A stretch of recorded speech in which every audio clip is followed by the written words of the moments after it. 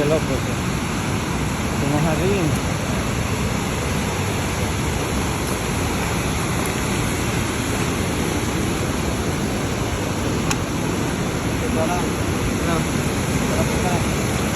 Ito?